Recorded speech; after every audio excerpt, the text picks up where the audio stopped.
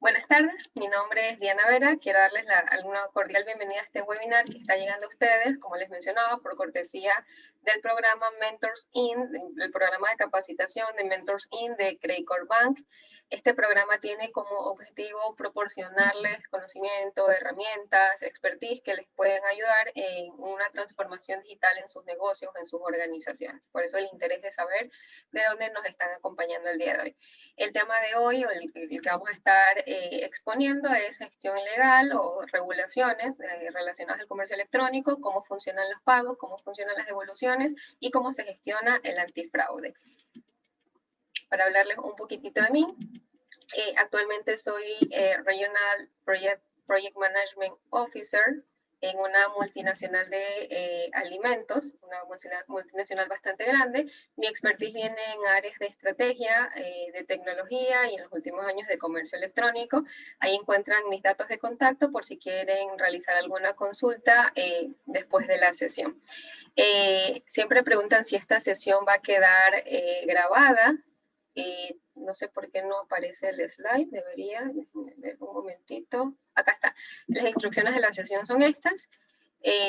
Pueden hacer sus preguntas durante toda la sesión utilizando la función de Q&A, utilizando el chat. La sesión está dividida más o menos 45 minutos, 40-45 minutos de presentación y 5 o 10 minutos de preguntas y respuestas. Lo cierto es que las respuestas no quedan todas para el final, lo pueden ir haciendo durante la sesión y podemos irlas respondiendo.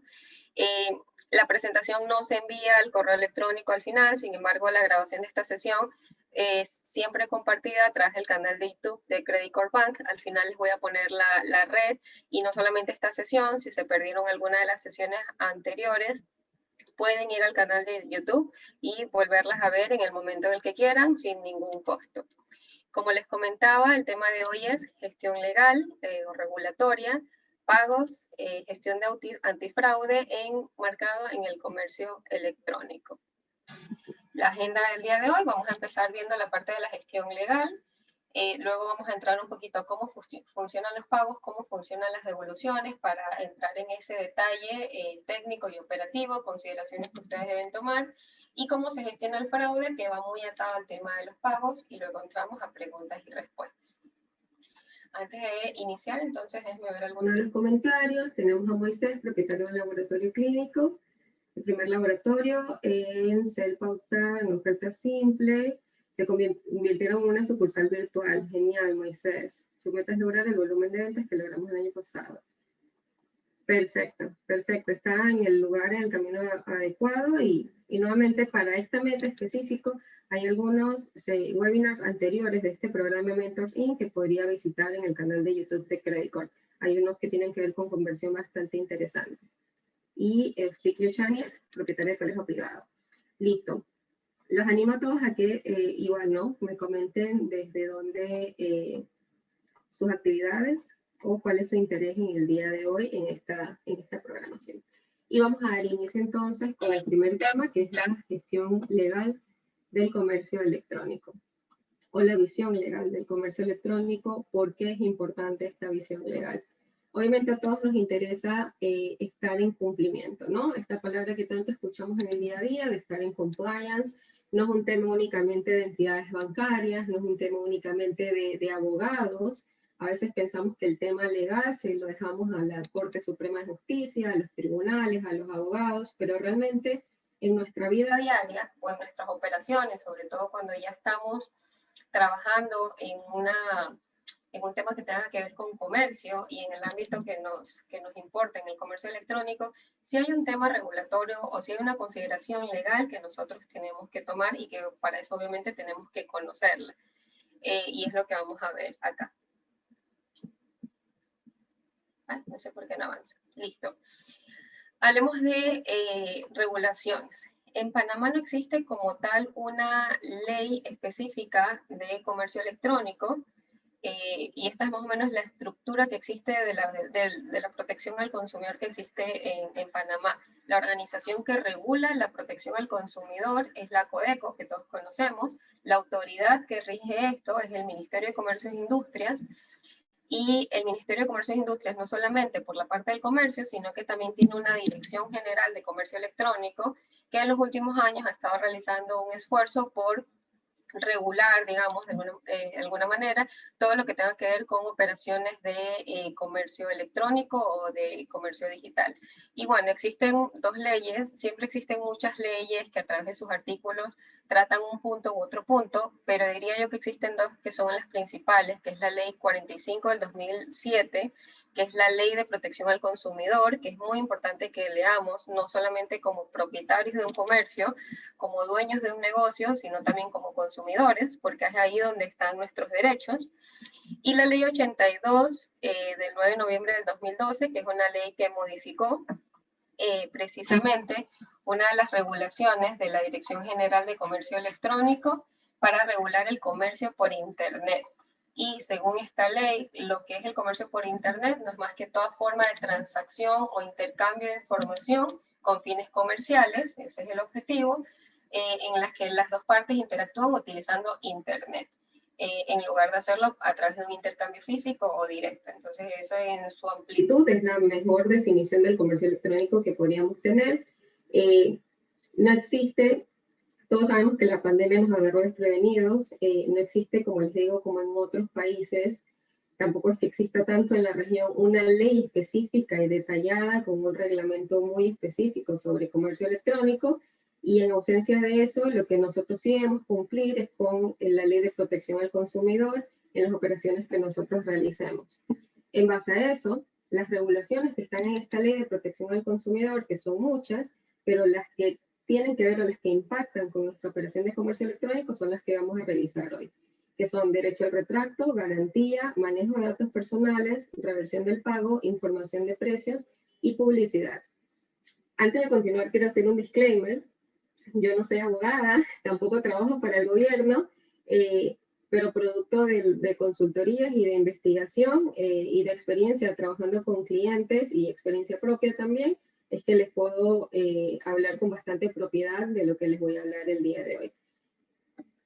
Entonces, empecemos por el derecho al retracto.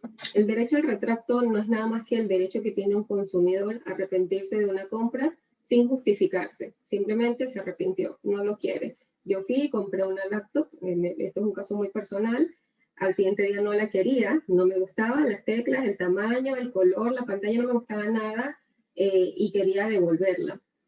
Y les cuento un poquito más esta anécdota. Eso fue un domingo, el lunes llamé a Codeco y dije, la quiero devolver.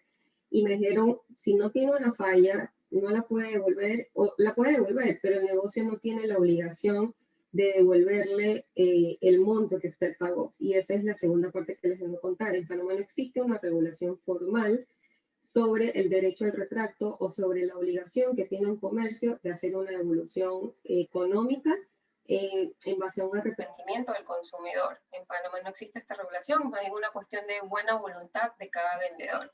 En mi experiencia personal, fui al lugar donde compré la laptop y les dije, sabes que no me gusta, con toda mi sinceridad, y ese mismo día me hicieron la devolución y se ganaron una clienta fiel para toda la vida. Y esto más que nada les funciona como una herramienta de marketing, ¿no? Porque si me hubieran dicho que no hay una devolución, pues ellos estaban dentro de lo que la ley les facilita hacer. En esta ley de protección al consumidor sí existe un artículo de derecho al retracto, pero únicamente aplica para las compras de bienes del hogar. Es algo muy específico y que ya tendríamos que ver con lupa para interpretar bien. Luego tenemos la protección de datos personales. ¿Por qué importa cuando hablamos de comercio electrónico la protección de datos personales? Porque muchas veces en nuestros sitios web, en nuestros formularios, en nuestros carritos de compra, en nuestro checkout, en algunos sitios, en nuestra página, en nuestro newsletter, por ejemplo, nosotros recopilamos información de nuestros compradores, de nuestros clientes, para tenerlos en una base de datos, para guardarlos como clientes cuando ya compraron o incluso antes de la compra, para mantenerlos informados de promociones, de ofertas. Dentro de este marco, si nosotros estamos guardando esta información, dependiendo del tipo de información, podemos, es donde nos importa esta ley esta ley 81 que se promulgó el 26 de marzo del 2019 y por eso debemos conocerla. Cuando esta ley salió, dieron 2 años para su reglamentación y su aplicación y entró a regir exactamente el 29 de marzo del 2021. O sea, es una ley que tiene un mes y un par de días. seguro la han escuchado porque últimamente en las noticias se ha estado haciendo mucha docencia al respecto porque ya entró a regir. Básicamente, y estos, en materias de protección de datos personales, Panamá estaba un poquito atrasado porque había otros países que ya estaban regulando esto con anticipación. ¿Qué nos dice esta ley o qué regula esta ley? Que es bastante extensa y no vamos a entrar a profundizar acá. Los sujetos obligados a la ley precisamente, a las regulaciones que la ley implica, las excepciones de la protección de los datos personales, quienes mantienen los derechos de la titularidad de la información, soy yo la dueña, si yo le cedí mis datos a una persona es la dueña o no, ¿qué es información personal? Para empezar por ahí, ¿mi nombre es personal o no? ¿Mi cédula es personal o no? ¿Mi fecha de nacimiento es personal o no? ¿Qué pueden hacer estas personas con esta información? Cómo manejar las infracciones a las normas que detallan, cuáles son las sanciones. Existe mucho detalle en la ley, bueno, existe algo de detalle porque cuando sale una ley después se reglamenta acerca de cómo puedo hacer yo para justificar mis datos, para solicitar la eliminación de los datos y otros temas más que les invito a leerla, por eso se las coloqué acá. Ya les digo, no únicamente como dueños de un negocio en línea, sino también como usuarios. Ustedes se han dado cuenta que muchas veces nos llega un correo de la nada, ofreciéndonos un viaje en un crucero, ofreciéndonos comprar un producto, nos llaman de un banco para decirnos que tenemos una tarjeta de crédito aprobada. Todas estas personas que tienen nuestro correo, nuestro número celular, el teléfono de nuestra casa e inclusive a veces nuestra dirección, tienen nuestros datos personales. Y hoy en día, con la aplicación de esta ley, nosotros tenemos derecho a saber de dónde se obtuvo esa información y tenemos derecho a solicitar su eliminación de la base de datos donde se encuentre porque no nos interesa que nuestra información esté ahí.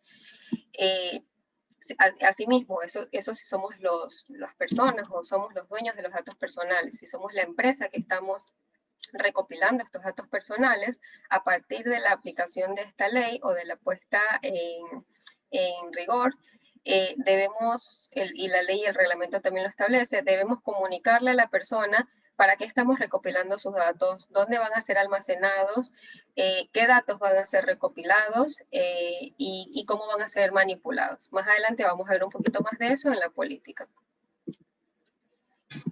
Listo, entonces luego tenemos, este no es derecho al retracto, se fue el título, estamos hablando de la devolución, que era la reversión del pago. Aquí ignoren el título. La reversión del pago no es más que la devolución de los fondos que un titular de una tarjeta utilizó en una transacción a través de un medio de pago utilizado. Una reversión del fondo es básicamente una devolución. ¿En qué caso se da? Por ejemplo, si yo compré un producto y era el último producto, el producto estaba malo, estaba dañado, no me sirve, yo fui y lo devolví, yo necesito que me regresen mi dinero porque no tienen otro producto con el cual reemplazármelo. En Panamá, básicamente, la ley se explica que no se puede obligar al adquiriente, al comprador en este caso, a recibir una nota de crédito cuando el precio no ha sido pagado en dinero o signos que lo representen. Entonces, es algo en lo que tenemos que cuidarnos también para no estar fuera del ámbito de la ley. Si el cliente, si no le podemos hacer una devolución con otro producto, darle un producto sustituto, cambiarle el producto por uno que sí funcione, pues tenemos que hacerle la devolución porque es una reversión del pago. En cuanto a garantías, esta misma ley de protección al consumidor siempre exige que por defecto del producto o por causas imputables al fabricante, al importador, al distribuidor, al proveedor, y que los bienes no funcionen adecuadamente, se tiene que aplicar un proceso de garantía. Esto no aplica, obviamente, cuando el producto ha sido, y es comprobable, y ha sido visiblemente dañado por la persona que lo adquirió.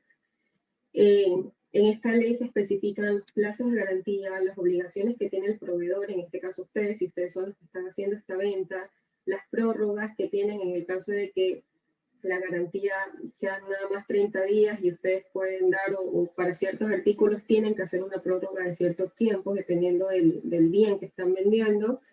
Renovaciones, cómo funcionan las renovaciones de garantía, cómo manejar los vicios ocultos. y cómo se deben gestionar los términos y condiciones de las garantías en sus sitios web. El tema de las garantías es algo en lo que en un comercio tradicional la Codeco le estaba poniendo mucho el ojo, y cuando empezamos el año pasado con todo este tema de comercio electrónico, no porque sea comercio electrónico dejaron de hacerlo. Los temas de garantías tienen que estar muy publicados y visibles en su sitio web o a través del medio en el que estén vendiendo, porque pueden ser sujetos a algún reclamo o queja. Otro tema regulado en esta ley de protección al consumidor es la información de los precios. Básicamente, ¿qué?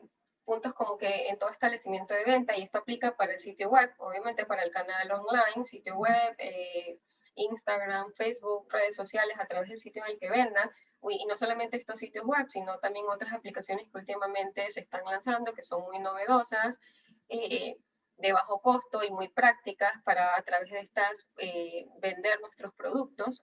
Luego les voy a hablar de un par de ellas. Pero lo que establecen es que en todos estos lugares debe colocarse de forma clara, precisa y visible el precio al contado.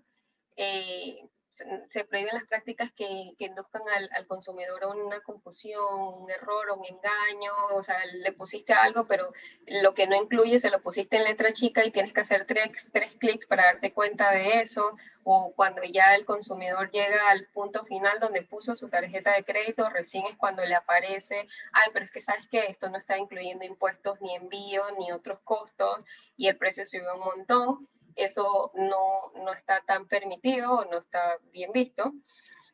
Tampoco está bien visto por el cliente, que seguramente va a tener una mala experiencia y no va a volver a comprar. En el caso de que un producto tenga dos precios, siempre va a prevalecer el valor menor. Esto también ocurre en los comercios tradicionales. Seguro ustedes han tenido alguna experiencia de esto.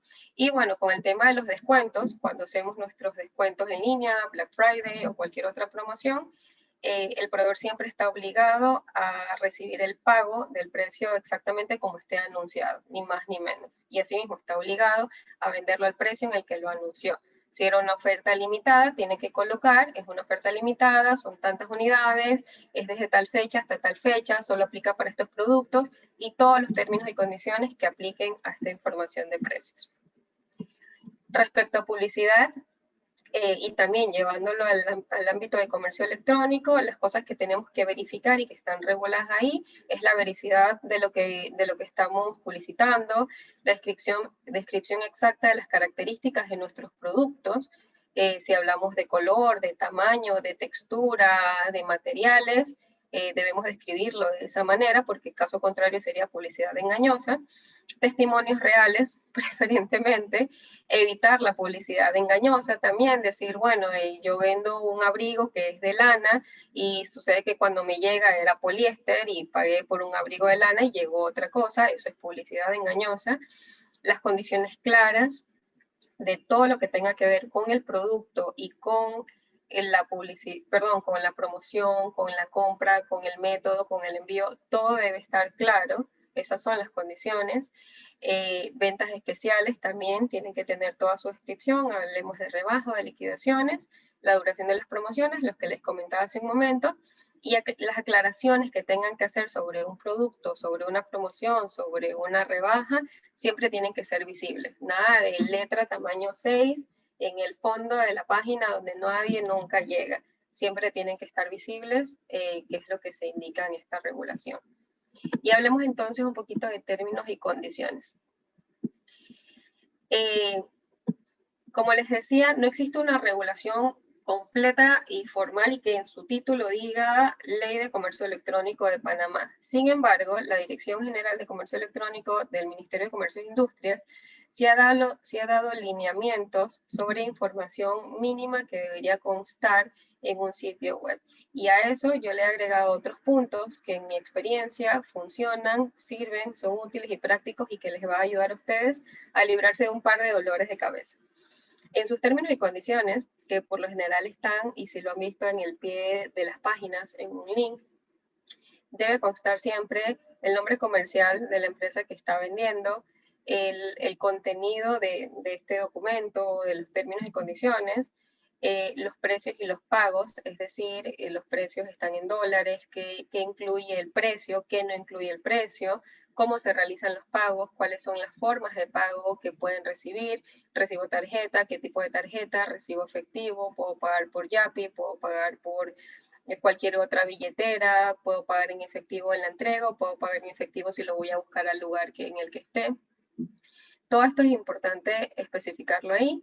El despacho y la entrega, cómo se va a realizar, tanto en términos de días como de lugares de despacho, y ahora vamos a ver un poquito más de políticas de entrega, devoluciones y cancelaciones, se permiten devoluciones, se permiten cancelaciones, después de cuánto tiempo me permiten hacer una devolución, cómo puedo cancelar, en qué momento puedo cancelar, especifíquenlo ahí. La garantía de los productos, obviamente, que es un tema que legalmente tiene que estar incluido, la garantía que se le incluye a los productos que ustedes están vendiendo, cómo gestionan los reembolsos en caso de que aplique. Es recomendable incluir, y esto ya es un extra, esto no lo pide el MISI, temas de políticas de seguridad respecto a cómo están manejando la seguridad de su sitio web, si es un sitio seguro, si las personas pueden ingresar los datos de su tarjeta de crédito o su información personal de una manera segura porque tiene certificados de seguridad. Políticas de privacidad que tienen que ver con el manejo de los datos personales. Esto ahora más que nunca se hace relevante. Políticas de redes sociales aplica mucho para cuando tenemos redes sociales para manejar nuestro comercio. Y, por ejemplo, realizamos concursos, realizamos promociones, publicamos ciertas cosas que quizás no están en nuestra página web, que quizás no están en otro de nuestros canales. Entonces es importante establecer cuáles son las políticas bajo las cuales nosotros administramos nuestras redes sociales.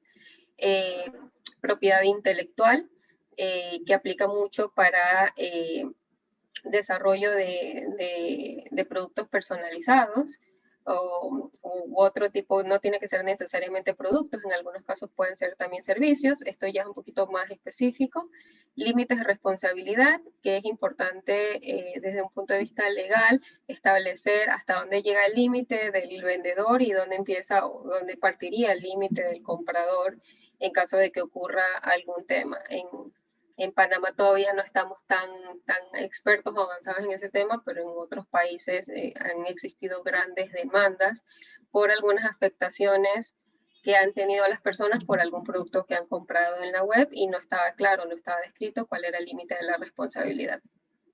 Y bueno, datos generales de contacto, esto sí lo pide el ministerio, tienen que especificar cómo se puede contactar a la persona del negocio, en qué horario, a qué número, a qué correo electrónico, esto siempre colóquenlo. Yo he hecho una guía rápida de cómo ustedes pueden ir escribiendo cada una de estas cosas. Igual si no la ven aquí, lo pueden apuntar por su cuenta. Es importante, y ustedes dirán tantas cosas, tanto detalle, o sea, yo lo que quiero es vender, pero ¿por qué es importante esto? Porque realmente cuando ustedes lo estén escribiendo, esto va a determinar en gran medida algunas cosas. Por ejemplo, su modelo de negocio. Qué tan rápido ustedes son enviando. Esto también les va a ayudar a determinar una propuesta de valor, les va a ayudar a gestionar estrategias de marketing, porque sucede que si ustedes tienen una opción de devolución o una garantía de 1 año y su competencia nada más tiene una garantía de 6 meses, pues pueden utilizar eso como un punto a favor. Si ustedes entregan en 4 horas y su competencia entrega en 2 días, ahí también tienen una herramienta o un gancho para que los clientes se acerquen y compren. Entonces, desarrollar todos sus términos y condiciones les va a ayudar a conocer, a escribir y a fortalecer su modelo de negocio para poder desarrollar entonces otras estrategias competitivas. Y bueno, entrando un poquito más en detalle en políticas de entrega, dentro de los términos y condiciones, es importante especificar transportista, si lo desean, pero realmente lo más importante que eso son los términos, los tiempos de entrega, en cuánto tiempo van a entregar, cuál es su propuesta o su oferta de valor. Y aquí voy a hacer una pausa para comentarles algo que seguro todos vivimos, o vimos por lo menos, o escuchamos, cuando estuvimos empezando el confinamiento por el COVID, y era grandes comercios donde estábamos acostumbrados a comprar físicamente, que no estaban preparados para esto y tenían tiempos de entrega de 12 días, 20 días, porque nadie lo estaba. Entonces, esto mermó mucho la reputación que tenían estos comercios, que después hicieron sus ajustes y mejoró mucho. Esto no solamente tuvo un problema de reputacional, sino que también tuvo un problema de alguna manera legal. No llegaron hasta un punto de demandas, por lo que tengo entendido, pero sí estuvo la Codeco encima diciendo, oye, tú dijiste que ibas a entregar en 2 días y hay clientes esperando 7 días o 15 días. Así que tuvieron que acomodar rápidamente. Estas cosas se establecen en la política de entrega y realmente mi recomendación es escriban o comprométanse a lo que realmente pueden cumplir para evitarse un problema. Asimismo, como los tiempos de entrega, los valores incluidos o excluidos, que incluye, que no incluye, te incluyo el envío, no estoy incluyendo el envío, las zonas de cobertura, en caso de que ustedes hagan envíos al interior, por ejemplo, hasta donde llegan. Llego nada más hasta las cabeceras de los lugares o llego hasta las áreas remotas. Dentro de Panamá, inclusive, ni siquiera nos vayamos al interior o cruzando el puente. Entrego a toda la ciudad de Panamá, desde Panamá Norte hasta Chorrillo y Curundú, o me limito a ciertas zonas. Se los digo porque es usual, es muy común, y se van a dar cuenta cuando trabajen con compañías de envío, que hay zonas que llaman restringidas, en las que ellos no entregan. O si entregan, tienen un valor extra, porque obviamente como es un riesgo para el motorizado o para la persona que hace el delivery, pues tienen que cobrar un poquito más. Entonces indiquen mucho las zonas de cobertura, no sea que mañana alguien les compre en un lugar específico y cuando ustedes vayan a hacer el envío, su empresa de envío no llega hasta allá o les va a cobrar el doble. Los canales de atención o consulta. Siempre denle al cliente un canal de atención, un horario de atención, un medio para poder comunicarse con ustedes y cualquier otra condición de entrega que quieran agregar. Respecto a las políticas de devolución, que es otro, ¿por qué hice zoom en estas dos? Porque son de las más importantes a mi parecer. Es muy importante especificarle en esta documentación o en estos puntos al cliente que se permite devolver. Si ustedes venden de repente ropa interior, pues quizás no van a querer recibir una devolución de ese tipo. Entonces especifiquen, no aceptamos devolución de ropa interior, de lentes, no sé, de relojes, de lo que se quieran, de lo que se puedan imaginar. Ya va a depender de lo que ustedes decidan, siempre y cuando esté comunicado.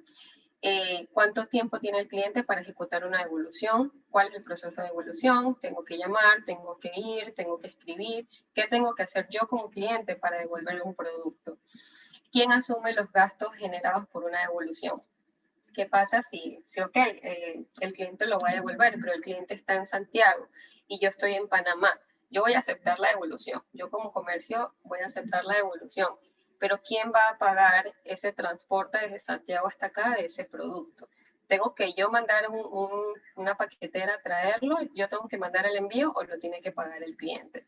No existe una respuesta en blanco y negro para esto, porque todo va a depender de mi tipo de negocio, de mi tipo de producto, del cliente, de qué tan fiel sea, del tipo de evolución, por qué lo está devolviendo, está dañado, no le gustó, es un capricho, cuánto cuesta ese producto, si es un producto que cuesta $5 o que cuesta $500, depende de muchos factores.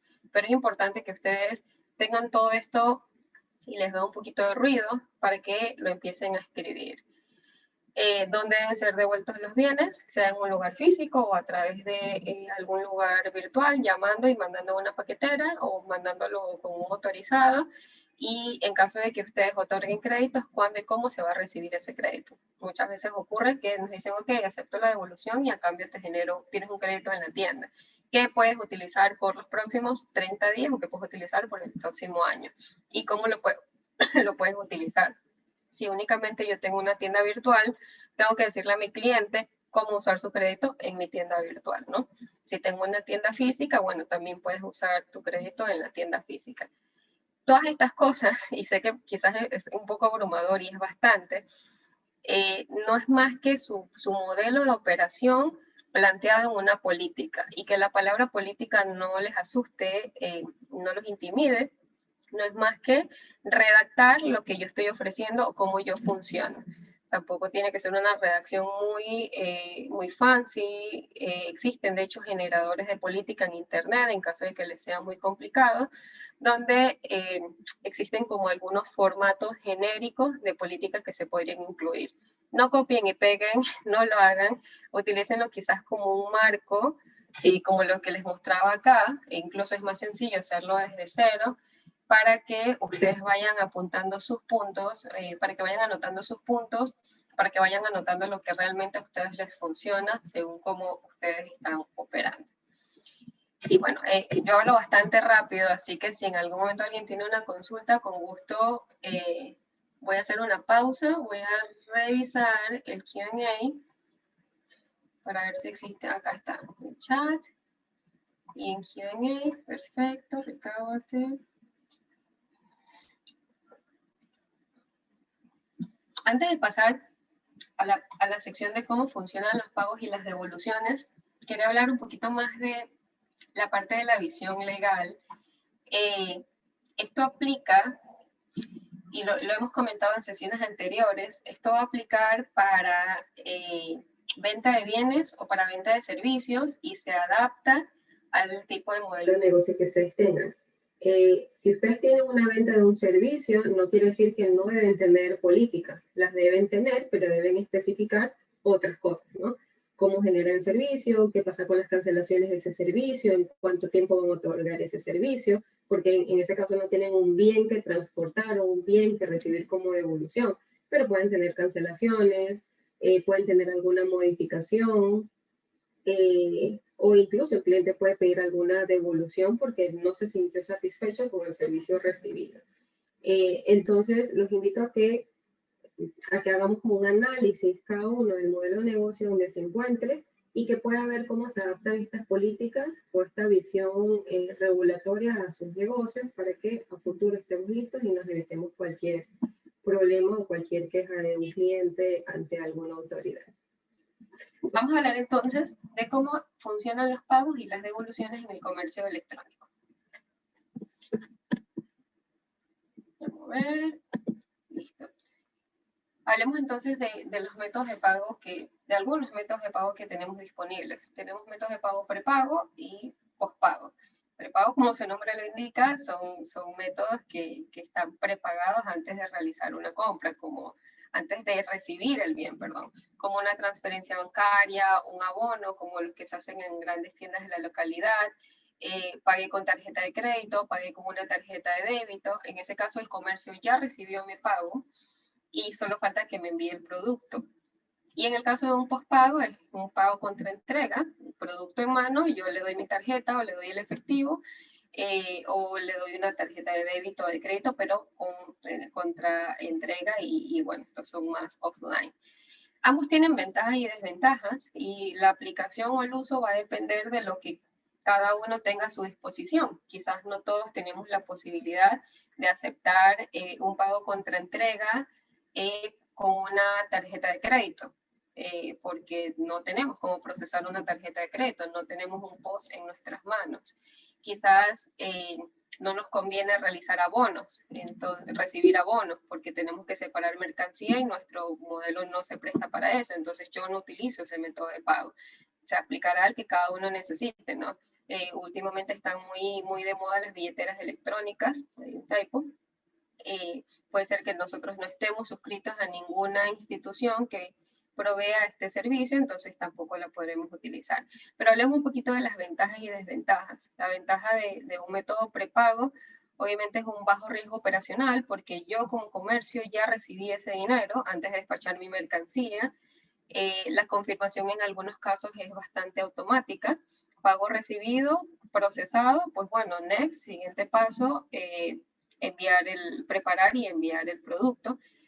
Algunas desventajas pueden ser un riesgo de fraude, que tiende a ser medio alto, porque asimismo, como recibimos un pago por tarjeta de crédito, estamos sujetos a algún tipo de fraude. Tenemos también un riesgo de potenciales devoluciones. Recibimos el pago, enviamos el producto, ya nosotros contamos con ese dinero, pero el cliente se arrepiente y bueno, ahora tenemos que generar esa devolución, que es una carga operacional.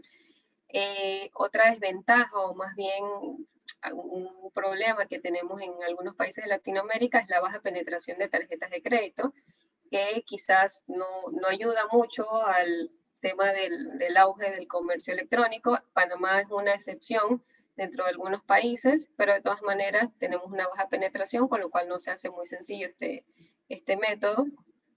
También existe poca confianza en las personas, aún hoy en día, para pagar con tarjetas o alguna transacción electrónica, precisamente por el miedo a que les cometan algún fraude a ellos, en cambio, como clientes. Y yendo al pospago, pues la ventaja es todo lo contrario, hay un menor riesgo de fraude, yo recibo el producto como comprador y en ese momento te pago. Si no me llega el producto, pues no pago, simple. Genera más confianza al comprador y en un mercado en el que nosotros vivimos tiene más penetración y mayor aceptación. Inclusive, aunque no sea en efectivo, aunque sea con una tarjeta de débito o crédito, yo prefiero tener mi producto en mano, recibir la mercadería, recibir el servicio quizás, o estar ya en medio del servicio, para entonces poder hacer el pago porque estoy segura de que lo estoy recibiendo. ¿Y qué desventaja tiene? Pues si hay un porcentaje de productos que no se entregan, también un porcentaje de productos que no se pagan, hay un riesgo financiero ahí. Usualmente hay retrasos en las confirmaciones de pago, ya yo envié mi producto, despaché el producto, pero el producto demora 3 días en llegar a la persona y hasta que no le llegue y la persona del delivery no lo cobre, pues a mí tampoco me va a llegar ese dinero, entonces no están en línea, que digamos. Y bueno, algunas de las cosas que tenemos que considerar aquí que impactan en los métodos de pago es las altas tasas que tenemos de robo de identidad de tarjetas de crédito. Más adelante vamos a hablar un poquito de fraude. Esto le genera sospecha a los clientes sobre estos métodos de prepago en línea, por eso es que la penetración es baja o la desconfianza es alta. También es bastante clave para nosotros conocer las formas de pago que tenemos a nuestra disposición, porque mientras más formas de pago tengamos, pues vamos a darle más opciones al cliente, va a sentir más confianza y va a poder utilizar la que quiera. Si yo únicamente recibo en mi sitio web o en el comercio en línea que yo tenga tarjeta de crédito American Express, no recibo más nada, y el cliente no tiene American Express, tiene Visa o tiene Mastercard o no tiene tarjeta de crédito, solo tiene débito o no tiene una cuenta bancaria, pero quiere hacerme una compra, pues lo estoy limitando mucho y estoy perdiendo un cliente porque no me va a comprar. Pero mientras yo más abra las opciones, pues voy a tener con más certeza la finalización de una compra. Otro punto a considerar es la baja penetración de las tarjetas de crédito, lo que les acabo de comentar. Y bueno, las tarjetas de crédito usualmente se están utilizando más para financiar, como un medio para financiar compras en cómodas cuotas, a veces con intereses y a veces sin intereses, dependiendo de la institución bancaria. Y hablemos un poquito de pagos digitales, que es lo último de lo último, ¿no? Hemos visto últimamente que la demanda de estas transacciones monetarias inmediatas, porque esto es inmediato, está impulsando el crecimiento de los negocios digitales o de los pagos digitales. Eso es un hecho. Los pagos electrónicos pueden ayudar a acelerar el crecimiento de una pyme, es un aliado muy importante de las pymes y también ofrece una mejor experiencia del cliente porque reduce costos de transacción y porque implica otras mejoras. Es muy rápido, no tengo que dar tantos datos personales, no tengo que hacer tanto trámite y ya, tengo el producto. Asimismo, varios bancos e instituciones actualmente ya están entrando en esta transformación a operaciones a digital. Incluso ya tenemos bancos totalmente digitales, no acá, pero sí en la región. Seguramente pronto estarán acá en Panamá, o creo que ya están por abrir uno, no sé si ya se confirmó su licencia. Y el procesamiento de estas transacciones siempre va a ser más seguro que en otros casos. Consideren mucho el tema de los pagos digitales. Entiendo que Credit Corp tiene ya también soluciones para eso, que no sé si hay una persona de Credit Corp acá que nos amplíe, pero considérenlo en sus transacciones. Y bueno, el pago contra entrega, hablando de métodos de pago, transferencias electrónicas y todas las formas alternativas de pago, siempre van a ser clave para que ustedes lleguen a sus clientes potenciales. Ese es el mensaje con el que quiero que se queden. Entonces hablamos de cómo funciona, o hablemos de cómo funciona el flujo de, de pagos y de devoluciones, pero voy a ver una preguntita. ¿Qué es un pago? Pregunta Didier. Ok, es un pago que yo estoy realizando, exacto, podría ser, esa podría ser una de las opciones, pero también un pago que yo estoy utilizando a través de una billetera electrónica o de alguna plataforma que no sea una tarjeta de crédito o un efectivo, sino que tiene un intermediario que es un medio digital. Pero también puede ser algún tipo de dinero electrónico como los que están surgiendo hoy en día. Veamos entonces cómo es un flujo o dónde entra el tema de los pagos y las devoluciones en un flujo de comercio electrónico. Anteriormente habíamos visto este flujo, es estándar, es genérico, de cómo fluye a muy alto nivel una transacción B2C, Business to Consumer, local. Esto no tiene que ver nada con transnacional. Básicamente, si empezamos en el cliente, cuando el cliente navega en nuestro sitio o en nuestro medio en el cual estamos publicando nuestros productos y selecciona los productos, pasa a comprar y a pagar a través de la plataforma que haya seleccionado. Existe un procesador de pago que valida eso. Si no está ok, la orden se cancela. Si está ok, pasa a recibir la orden, o el vendedor, perdón, recibe esa orden, es decir, el vendedor dice, tu pago está ok, por favor procesa el pedido, y empieza el procesamiento del pedido para realizarle el envío al cliente y el cliente lo recibe. Aquí debería terminar en el mejor de los casos, ¿no? En caso de que no haya sido cancelada. Pero en el caso de que exista un reclamo o una devolución de parte del cliente, existe un proceso de devolución, que de hecho se realiza a través de un servicio al cliente. Existe un proceso de devolución de la mercadería, pero también existe un procesamiento de la devolución del pago, que es lo que les comentaba hace un momento. Es más o menos los puntos donde interfiere esta parte de los pagos, al pagar y al devolver. Y para esto utilizamos algo conocido como pasarela de pago, en el caso de que estemos utilizando una pasarela de pago como método de pago, es decir, que vayamos a recibir los pagos en nuestra tienda online a través de tarjetas de crédito o incluso hoy en día ya también a través de tarjetas de débito. ¿Cómo funciona? Pues el consumidor realiza una solicitud de compra o compra básicamente en la tienda online. La tienda online o la tienda digital se comunica con la pasarela de pago para hacer una solicitud de pago o hace un pedido de validar que ese pago esté bien. La pasarela de pago se comunica con un procesador de pago.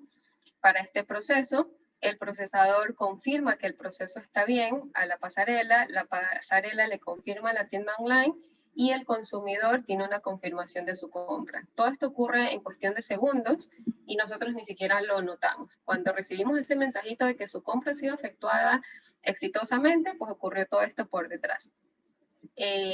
Y bueno, cuando ya ocurre este ciclo que va y viene, finalmente el procesador de pago transfiere este dinero al banco del comercio, quien ya puede retirar sus fondos. Esto es como muy alto nivel, obviamente tiene mucho más detalle, pero esto es lo que ocurre tras bastidores cuando estamos haciendo una compra en línea o cuando los clientes nos están comprando a nosotros.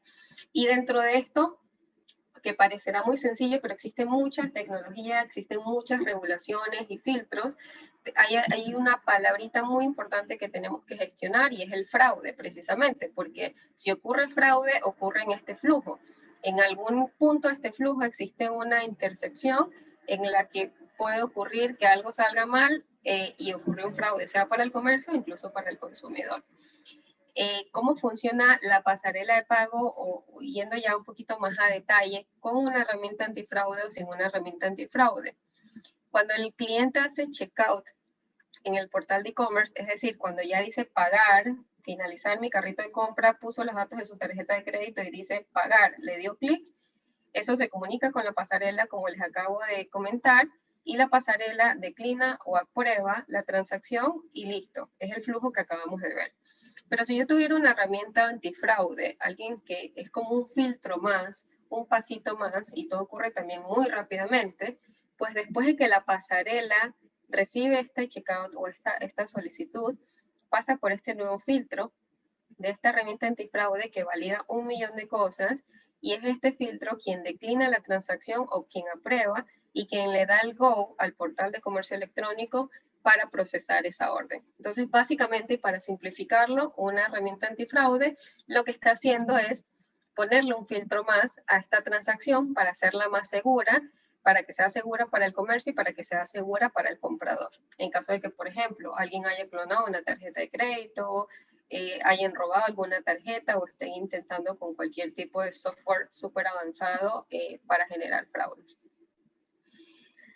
Y bueno, ¿cuál es la mejor pasarela de pago? Pues la mejor pasarela de pago va a ser la que más se adapte a las necesidades de lo que ustedes tienen. Pero por decirle algunas cosas de las que pueden evaluar es cómo esta pasarela, cómo esta herramienta, cómo este proveedor gestiona el fraude precisamente, si deja pasar muchos fraudes, por decirlo rápidamente, o si lo gestiona bien y rebota a estas personas que maliciosamente quieren robar.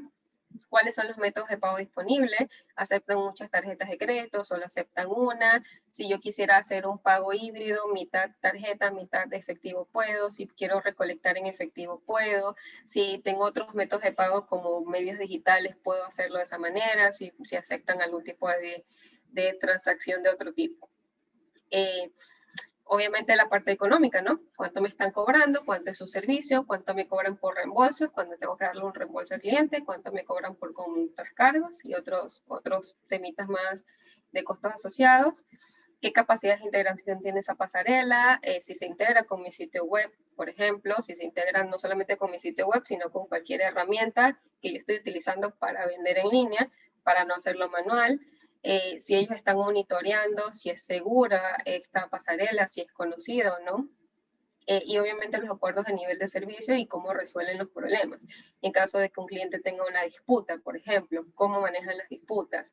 En caso de que yo tengo un problema porque yo como comercio, porque no me está llegando adecuadamente y a tiempo el estado de cuenta o no estoy de acuerdo con el estado de cuenta, cómo ellos van a resolver estos temas y cuál es su promesa de valor.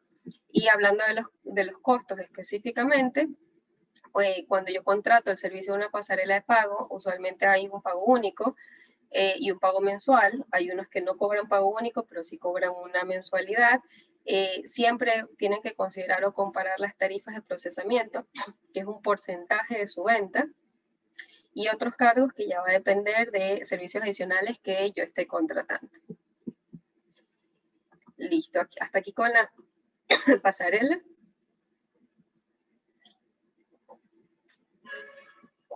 Daniel, un gusto saludarte. La grabación, sí, la grabación se comparte, recuerda, en YouTube. El PDF, no como PDF, pero está en la grabación. Así que puedes volver a verlo cuantas veces quieras, le pones pausa y lo puedes verificar ahí para ir guiando. Listo, nos quedan pocos minutos porque este tema era bastante amplio, entonces voy a hablar un poquito de fraude y entramos entonces a algunas preguntas y respuestas nuevamente. A ver si hay algo por acá. Oh, ok. Ok, perdón, vamos. Ay, perdón, no avanza. Ahora sí, problemas técnicos. Listo. Fraude, entonces. Debido al rápido crecimiento del comercio electrónico, obviamente acelerado en el 2020 por el COVID, pero que ya venía teniendo un crecimiento en los últimos años, este crecimiento crea oportunidades de todo tipo, pero también crea oportunidades para que los llamados cibercriminales ejecuten fraudes de millones de dólares al año. O sea, estos no son fraudes únicamente de $5 o $10. Si lo sumamos, es una cantidad increíble en todo el mundo. O sea, hay gente que específicamente se dedica a eso, a cometer fraude y viven de eso y son millonarios. El fraude en comercio electrónico usualmente se presenta en forma de devoluciones de cargos y en disputas, y ahora vamos a ver de qué les estoy hablando.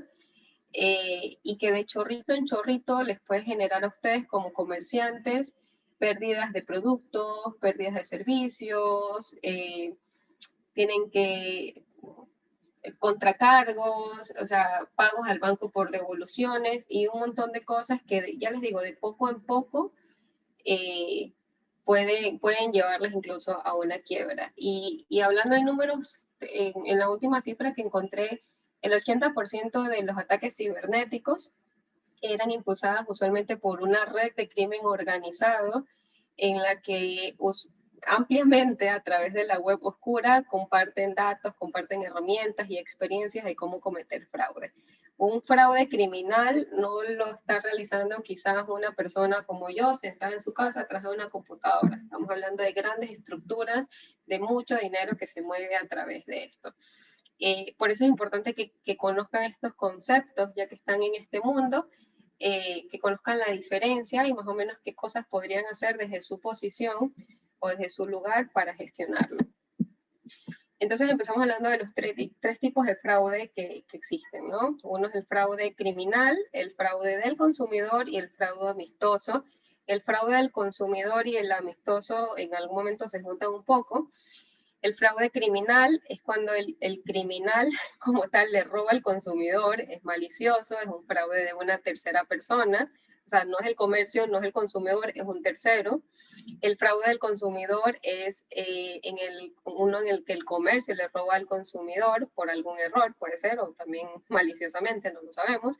Y un fraude amistoso es cuando, amistoso es una traducción, no necesariamente ningún fraude es amistoso, cuando un consumidor roba al comercio, puede ser por un contracargo, por algún familiar o descuidó la tarjeta de crédito y otra persona la usó, qué sé yo.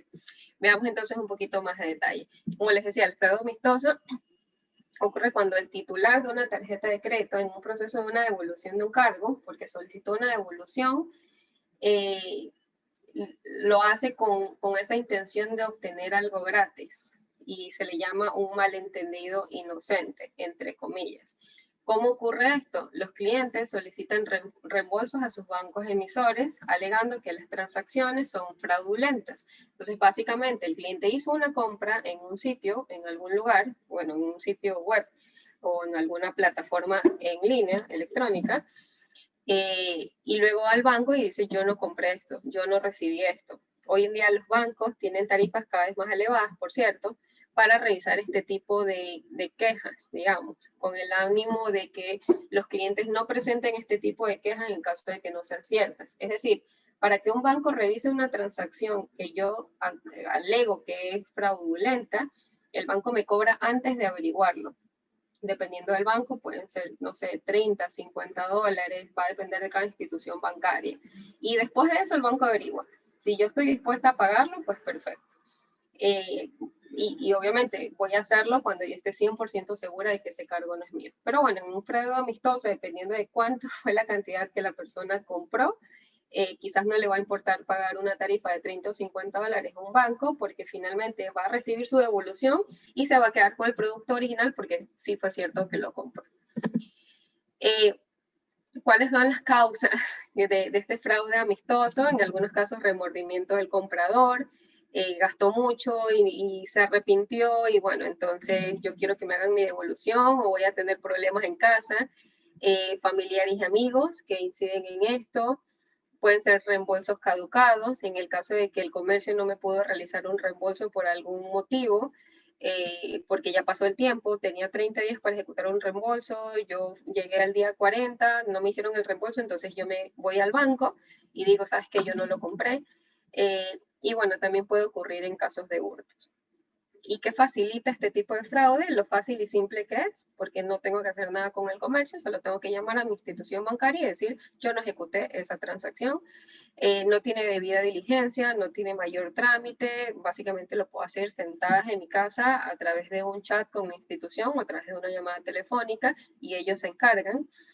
Y también, obviamente, lo que me motiva a mí como criminal amistoso es conseguir cosas gratis, ¿no? Consigo el producto y consigo mi devolución y no me costó nada, casi nada.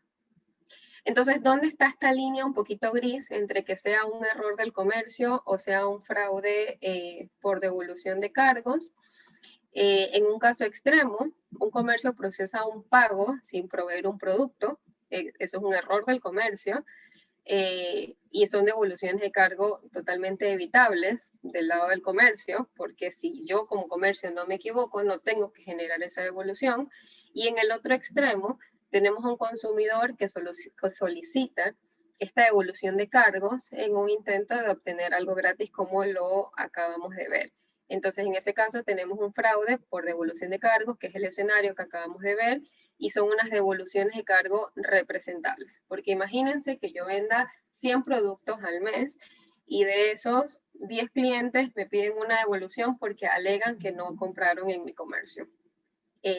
Se la piden al banco, ¿no? Obviamente, y yo tengo que generar esas devoluciones. No es solamente el dinero de la compra que tengo que devolver, sino lo que el banco o el intermediario me cobra por esa devolución, porque eso tiene una tarifa. Entonces, bueno, estamos en los dos extremos. Evitemos el error y tratemos de gestionar estas devoluciones de cargos con los clientes. Luego tenemos el fraude criminal, que este sí, definitivamente no tiene nada de amistoso. Y ocurre básicamente cuando un criminal roba, clona de alguna manera la tarjeta que se está utilizando para hacer un pago de crédito o de débito al titular de la tarjeta o la información de la cuenta. No necesariamente tiene que ser únicamente una tarjeta. Y la usa para comprar algo en línea sin el consentimiento del titular.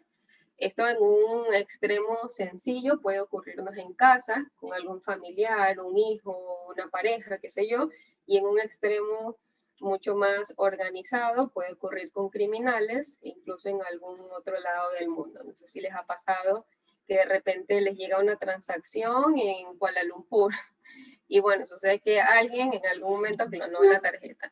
Estas situaciones cada vez ocurren menos porque los sistemas bancarios trabajan todos los días por estar más fortalecidos, más seguros, más fuertes, pero de todas maneras echa la trampa, a medida que más avanza la tecnología antifraude, los criminales o el crimen organizado está como que casi que un paso adelante, también con mucha tecnología, con herramientas, buscando la oportunidad y tratando de conseguir los datos, que son precisamente los 3 puntos que cuando se juntan se comete un fraude casi perfecto.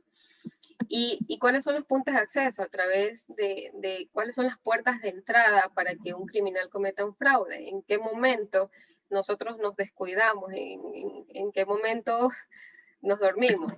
Cuando estamos creando una cuenta, por ejemplo, en algún sitio o en alguna página, porque estamos colocando nuestra información, nuestro correo electrónico, nos da pereza pensar en otra contraseña, usamos la contraseña de nuestro correo, que además es la contraseña de nuestra banca en línea. Entonces somos totalmente frágiles porque tampoco nos dimos cuenta de que el sitio no era seguro. En una transacción de pago, porque colocamos nuestros datos en la tarjeta de crédito. Y lo mismo, ¿no? Nos descuidamos, no era el sitio seguro, dejamos los campos muy abiertos, no estaban marcados con asterisco y alguien más lo pudo visualizar y ya tienen los datos de mi tarjeta. En el inicio de sesión, así mismo como cuando creo una cuenta, cuando inicio sesión también estoy colocando mis credenciales o un account takeover.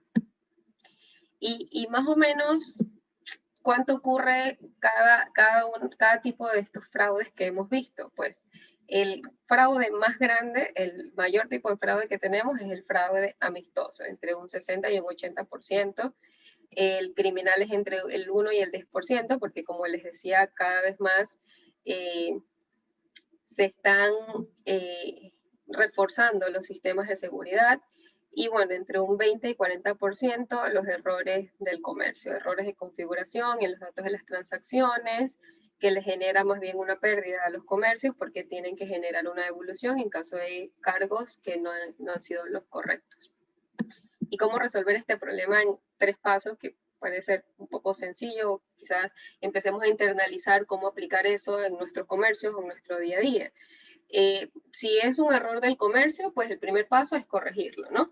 Aplicar mejores prácticas en el cobro, en el manejo de la información de nuestros clientes, en el manejo de las transacciones.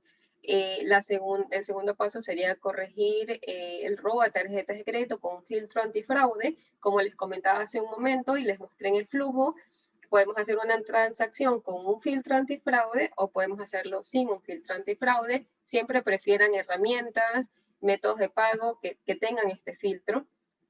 Y en el paso 3, pues, reducir el fraude amistoso, gestionando la prevención de devoluciones y cargos, o sea, a través de políticas, comentarle al cliente que, y nuevamente va ligado a la primera parte que vimos acá, cómo se gestionan las devoluciones, en cuánto tiempo se gestionan las devoluciones, cómo hacerlo, qué no se devuelve y un montón de temas más para que ellos se sientan menos dispuestos a cometer este tipo de acciones en nuestros comercios.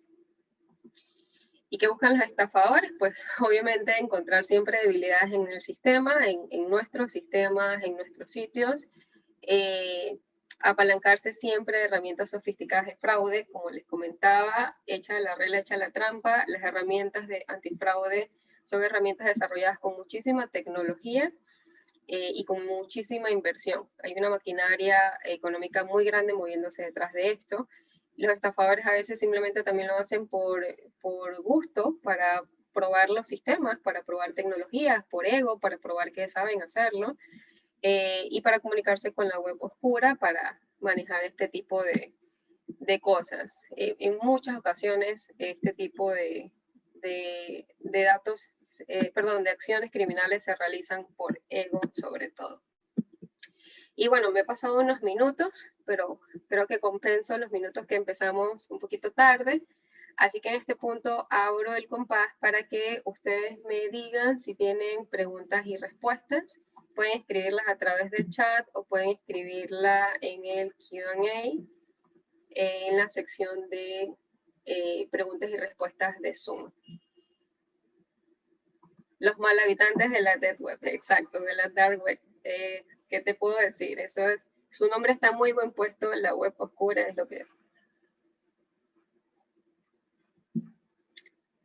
Teníamos aquí, para repasar un poco algunos de los participantes, propietario de un laboratorio clínico, y tenemos un corredor de seguro, Fácil Seguro. ¿Tienen alguna inquietud para sus comercios? Esta presentación de hoy no era para hablar de herramientas, pero cuando la estaba construyendo y hablando de métodos de pagos digitales y otras formas de pago, y ojalá se dé en el futuro una oportunidad para profundizar un poquito más de herramientas. Existen hoy en día, quizás ustedes han visto esta sesión un poco sesgada a tener un sitio web y a contratar una pasarela de pago. Hablando de comercio electrónico, sabemos que no nos podemos limitar a esto, lo hemos conversado en sesiones anteriores. Existen ya otras herramientas en el mercado, existen las redes sociales, existen aplicaciones en las que incluso ustedes pueden vender desde la palma de su mano sin tener que invertir en el desarrollo de un sitio web o en licencias de alguna plataforma de comercio electrónico. Y son plataformas, me llama mucho la atención y por eso se los quería traer acá. Son plataformas que les habilitan a que ustedes puedan publicar sus productos, que puedan gestionar sus pedidos y que incluso puedan recibir sus pagos de una manera segura a través de estas herramientas, porque estas plataformas ya están conectadas con otros sistemas, incluso con pasarelas de pago. Hay una bien interesante que en estos días conocí, y se llama Guapídelo. Guapídelo, les voy a comentar acá cómo se escribe, que podrían visitarla por si es de su interés. Y bueno, ese era un comercial de algo que me llamó la atención. No tengo nada que ver con la empresa, igual que con otras. Nada más les quería compartir porque en una sesión anterior sí hablamos un poquito de este tema y prometí que iba a hacer la tarea. Y bueno, veamos si tenemos alguna consulta. Listo. Voy a dejarles nuevamente mis datos. Mis datos. Ya que no hay consultas, no sé si el tema estaba muy complicado, estaba muy fácil, pero bueno, con esto me despido. Estoy encantada una vez más de haber compartido con ustedes estas experiencias, estos conocimientos, en mi experiencia, en mi conocimiento, que puedan ayudarles en su vida, en sus negocios. Y esto ha sido gracias al programa de Mentors Inc. de Credit Corp Bank. Los invito a que estén atentos a sus redes, a su YouTube, donde pueden ver todo. No estamos tan mal, no, seguro no. Moisés. Los invito a que visiten sus redes. Ustedes pueden ver las participaciones anteriores, no solamente las mías, sino de otros expertos respecto a otros temas, y estoy segurísima que les va a servir muchísimo. Y asimismo para que conozcan sus próximas capacitaciones, que son totalmente gratis y pueden seguir aprendiendo donde quiera que se encuentren. Daniel tiene una pregunta. ¿Va a crear una web con Shopify? ¿Qué costos debo manejar en cuanto a procesadores de pago? Digamos, el plan de Shopify sería solo el 1% de cada transacción, más su fee mensual, más el fee de Credit Card Bank. ¿Sabe cuál es el porcentaje de procesador de Credit Card? Yo sé cuál es el porcentaje de procesador de Credit Card, pero creo que se lo tendrías que preguntar tú, porque eso va a depender de la cantidad de transacciones y de los rangos que manejen. Sé que ellos tienen unas tarifas bastante competitivas para lo que ofrece el mercado, y lo sé por experiencia, porque conozco también las tarifas de la competencia. Correcto, es como es una negociación, pero existe una base, o sea, ya existe un paquete muy armado, muy establecido para comercio electrónico. De hecho, también existe la tecnología, porque ellos ya hace rato diseñaron la interfaz con Shopify, con lo cual sería como plug and play. Así que nada, te invito a que les digas que lo viste en el programa Mentors In, que te acerques a ellos y les pidas tu respectivo descuento por ser un asiduo asistente a nuestros programas. Lo mejor del mercado, pero verán tu volumen de venta. Es fácil de instalar el plugin. Sí, es conectar y desconectar. O sea, el plugin es lo más sencillo. Y listo, pues con esto me despido. Les dejo, no sé por qué no aparece. Les dejo mis datos de contacto nuevamente para los que tengan alguna consulta fuera de esto. Igual pueden verlo en la grabación o contactar a cualquier experto a través de la red de Credit Corp Bank, la cual les coloqué al final, que es @creditcorppanamá. Muchas gracias, feliz noche y gracias por su asistencia.